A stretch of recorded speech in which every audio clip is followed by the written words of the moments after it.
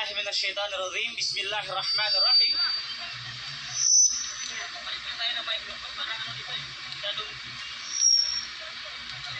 And good afternoon. So, nakita nyo naman siguro, no? So, ito, ilang araw na namin itong ginagawa. Walang pahinga, walang tulog. Ha? Bakit namin ginagawa ito? Ginagawa namin ito, maipakita lang namin sa sambayan ng Pilipino na taas mo kaming magsasabi na ikaw, Marcos Jr. ay bumaba na sa pwesto sapagkat hindi ka nararapat na umupo dyan sa Malacanang. Ha? Ilang araw na kami nandito. Di baling masulog sa araw. Di baling hindi makatulog ng maayos. Kahit kagating pa kami ng dengue. Hey, yung isang vlogger na nagsabi na kami ay bayaran, Sangkay TV, hampas lupa, insekto, walang pinag-aaralan. Sigurado ako, lobat ka nung sinabi mong mga bayaran kami dito. Sangkay TV, kahit ano pa karami, ang followers mo, subscriber mo, ang Diyos ang kakampi namin at si Bibi Sara Duterte. Kaya kayo dyan, mga vlogger na Sangkay TV, huwag kang mag-vlog kung lobat ka. Ha? Saka ka mag-vlog pag ikaw ay nagsusolving, kasi alam naman nating nagsusolving yan si Sangkay TV. Kasi mana yan sa boss niya. Kung ang boss mo adik, matik na yan, pati tauhan adik na rin yan. Kaming mga Duterte, hindi kami bayaran. Loyal kami. Handa kaming magpa-drug test dito mismo. Kasama ang aming Baby Sara Duterte at ang aming Ferdinand. Ha? Pero yung si Marcos, takot yan. Takot yan magpa-drug test kasi kahit hindi mo yan ipa-drug test, halata naman. Tignan mo naman kung paano magsalita pag in-interview. Grabe na yan. Grabe na itong Pangulo natin. Grabe na. Tapos yung TV5 naman kung magbalita, fake news. Mga kupal ba kayong media? Ha? Anong klaseng pinapalabas nyo? 100 lamang po ang nagrally. Andon sila patay gutom. Anong patay gutom? Araw-araw, minu-minuto, oras-oras, Jollibee ang dumarating dito. Kahit ang mga OFW sa UK, nagpapadala ng tulong, suporta. Yung mga kalaban natin dyan nagrarally, pinaglalaban yung bangag, kayo yung mga bayaran. Kami dito, walang bayaran dito. Ginagawa namin itong kusa. Lahat kami dito, naggastos.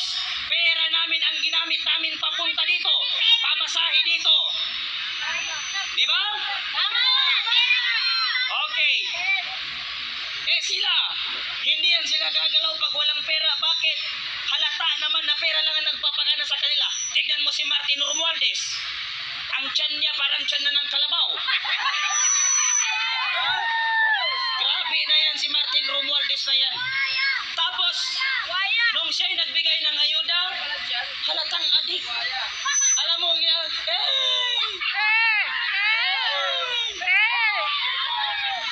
Martin Romualdez, napakakupal ng ginawa mong yan. Nakakahiya. Dapat ang sinabi mo, amen, hindi Grabe na yan. Grabe na yan. Diba?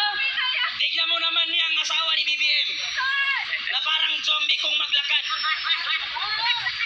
Akala mo prinsesa kung maglakad. Hindi parang palakay, para talagang zombie na. Parang penguin talaga. May nalalaman pang pagaon-gaon. Robot naman parang penguin. No? Grabe na talaga. Kaya, tinatawagan ko ang mga kapwa ko mag-aaral, mapapublikong eskwelahan o mapaprivate.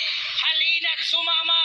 Sa rally tayo ay magtulong-tulong at ipakita natin sa sambayan ng Pilipino na kaya natin pabagsakin at pababain sa pwesto ang mga adik na nakaupo na mga crocodile na yan. Diba? Luzon, Visayas, Mindanao, Itbulaga. Nabudol tayo.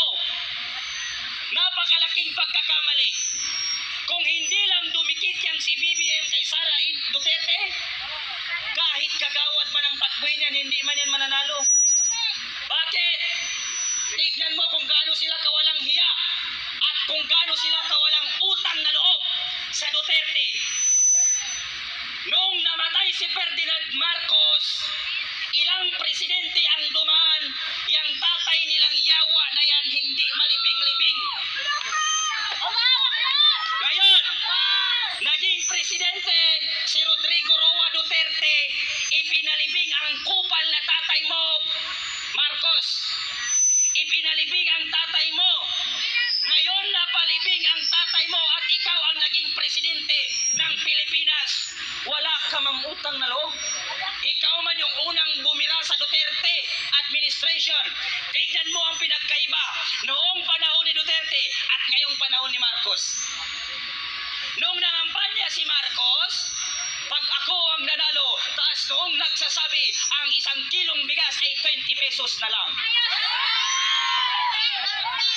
Ngayon, Joke lang yun. ngayon siya ay naupo sa pagkapangulo. Ang 1 kilong bigas naging 60 pesos. Mas lalong mumahal, no? Tapos ano ang naging mura? Ang shabu, mura na ngayon. Shabu doon, shabu dito, shabu doon, red doon, shabu lahat. Bakit? Kasi bangag ang ating Pangulo, adik na adik pa rin ang pinamumunuan at ang mga adik ngayon, hindi na sila natatakot. Tinatawanan lang nila ang presidente. Bakit nila tinatawanan? Kasi ang presidente mismo pag kinu-question, tinatanong about sa mga problem ng community, ng bansa, kumakamot ng ulo. Kaya walang alam. Mr. President, anong dapat nating gawin? Kasi sa Bicol namamatay ang mga tao, nilulubog ng baha, abay lumingon ang kupal. Ano bang dapat nating gawin? Ikaw ang presidente tapos hindi mo alam kung paano mag-solve ng community? Hindi mo alam kung paano magbigay ng solusyon sa mga pinamumunuan mo? Dapat pala ang ginawa mo, nag-farm ka na lang. No? Dapat yun na lang ang ginawa mo. Kasi hindi ka pala marunong mag-solve ng problema ng bayan. Kaya ang dapat mong gawin, bumaba ka na dyan sa pwesto sapagkat hindi kami titigil hanggat hindi ka bumababa sa pwesto. Ngayon, walang bayaran dito. Walang gutom dito.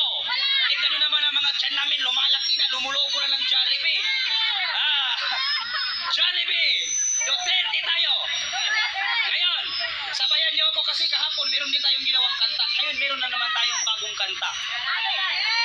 Pag sinabi kong bangag, sabihin niyo, Marcos, bangag! Bangag! Pag sinabi kong bangag, sabihin niyo, Marcos! Bangag! Diba? Bagong presidente, bagong balyo. Walang prinsipyo, walang isang salita.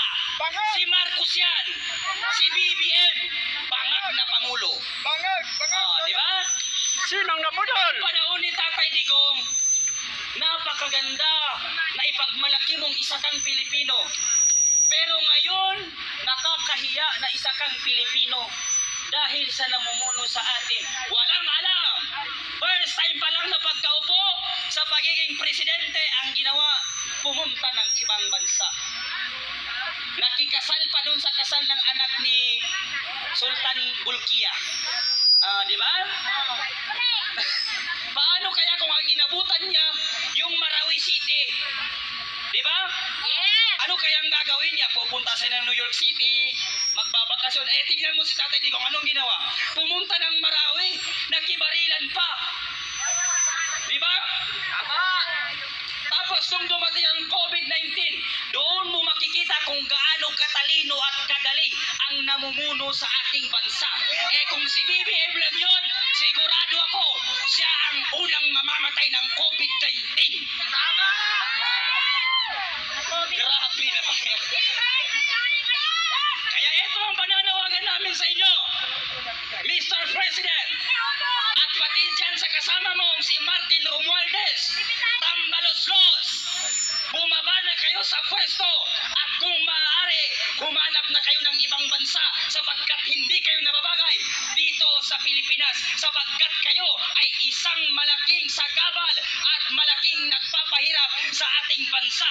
BBM, naghihirap na ang ating bansa, naghihirap na ang mga Pilipino sa kahirapan na hindi mabigyan ng solusyon dahil sa inyong mga politika na mga buwaya. Kayo lang ang nakikinabang, kayo lang ang nagpapakasarap, kayo lang ang nagpapakasarap dyan sa gobyerno. Bumalik na kayo sa Hawaii. Natutulog kayo sa aircon.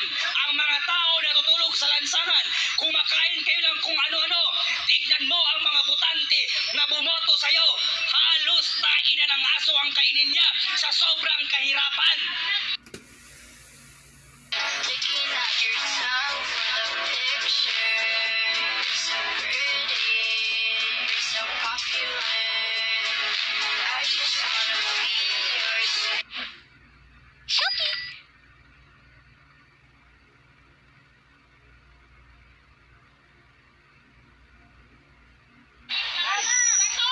Bakit? Ang mga binuboto natin puro adik, puro kurap. Lalo na yan sa mga congressman na yan, yang si Patwa na walang alam kung hindi. Yes or no? Yes or no? Pag nag-explain ka, no, yes or no? I-contempt kita dyan, contempt kita. Grabe naman, ipinatawag ka tapos pag nag-explain ka, no, yes or no lang ang answer. Ano ka? Grabe naman yan. Pumunta ka naman sa Senado, ganun din. No, Mr. President. Yes or no? Yes or no? Tapos ano ang nangyari sa kanila? Noong inimbestigan nila si Tatay Digong, nabaliktad ang situation kasi sila ang naimbestigan. Lalo na si Risa Ontiveros. No? Kaya wala pala siyang alam. Bakit ka pumasok sa Senado? Eh hindi ka naman abogado. Wala ka namang alam sa mga rules. Di ba? Wala kang alam. Tapos bigla kang magsisenador. Senador, anong gagawin mo? Magbilang ng mga butiki? No? Grabe na yan. Tapos isa pa itong si Raul Manuel na yan. Raul Manuel. Si Raul! Raul Manuel! Si Raul! Nananawagan kami sa iyo dahil ikaw daw ang representative ng kabataan. Kupal ka, Raul. Si Hinihingi Raul! namin sa iyo, tumigil ka na sa pag-recruit mo sa mga kabataan para maging PNP, para pumunta sa taas ng bundok at kalabanin at patayin ng mga pulis at ang ating mga kasundaluhan. Tapos kung maka-question ka, akala mo ang bright mo. Itignan mo yung TikTok niya, ay puro sayaw. Puro sayaw ang ginagawa ni Raul Manuel. Kaya Raul Manuel, dapat sa'yo ipakain sa pating. Diba? Dapat sa'yo ipakain sa pating sapagkat walang pakinabang ang sambayan ng Pilipino sa inyong lahat dyan na mga kurakot, mga crocodile. Manaman yan sila sa presidente nila. Diba? Ngayon, ito ang last na sasabihin ko sa inyo. Ang isang tao galit kay Duterte, matik na yan, adik yan. Kasi ang galit kay Duterte, adik lang. Diba? Pag ang Senado galit kay Duterte, adik yan. Kaya kung sino man ang galit kay Duterte, ako na nagsasabi sa inyo, matik na yan, adik kayo. Diba? Ngayon, bakit ginawa ni Duterte? Napatayin niyang mga adik. Nag-warning man si Tatay Digong, huwag kayong magdroga kasi ayoko ng droga. Ay, nagdroga ka pa rin, edi patay ka. Diba? Matik na yan, patay ka. Kasi binalaan ka ni Tatay Digong, ayoko ng droga. ay nagdroga pa rin ang kupal. O di patay ka. Isang bala ka lang. Di ba? Ngayon, bakit niya ginawa na patayin yon? Kasi ang pinoprotektahan ni Tatay Digong tayong mga kabataan. Kasi pag hindi niya ginawa na yung mga matatandang adik, hindi patayin, matik na yan pati yung mga next generation, magiging adik na rin sila sapagkat ang nakikita nila ay adik lahat, matik na yan pati sila mag-a-adik na rin. Kaya tayo ay magpasalamat ng mga kabataan at naupo at binigyan tayo ng Panginoong Diyos na isang matalino at magiting na presidente. Yan ay si Tatay Digong. At isusunod na natin ang mas matalino kaysa kay BBM. Walang iba kung hindi si BP Sara Duterte na siyang magiging ating Pangulo dito sa Pilipinas. Huwag nating hayaan sa 2028 na tayo ay bumoto sa mga kritikong tao, sa mga adik na tao at sa mga buhayang tao na yan, mga kapatid. Hanggang dito na lamang. Thank you. Ngayon pa lang bumaba ka na habang maaga pa. Huwag mo nang hintayin na gawin ng tao yung nangyari sa tatay mo na pinasok sila dyan sa Malacanang mismo. Kaya kung ako sa'yo, habang maaga pa lang, bumaba ka na dyan sa pwesto. Kumain na ba daw kayo? Oo, kumain na kami. Ngayon, nagbibirienda kami kasi meron na naman silang binigay na merienda. Okay. Ang panawagan mo sa mga kababayan natin sa kapatid So, ito yung panawagan ko sa ating mga kapatid. na nanonood dito. Na lahat ng nanonood sa social media, huwag na kayong manood yan sa mga fake news na yan. Gaya ng TV5, GMA o ABS-CBN. Kasi puro fake news ang pinapalabas nila at sa ibang mga vlogger. Pero dito sa mga vlogger ng DDS, dyan kayo. Kasi walang cut dyan, walang pinuputol dyan, walang edit dyan. Direct na yan sa live. Okay? So ang panawagan ko sa inyo, suportahan natin si Tatay Digong at si BP Sara na siya ang maging presidente ng ating bansa. Kapatid, may tatanong ako.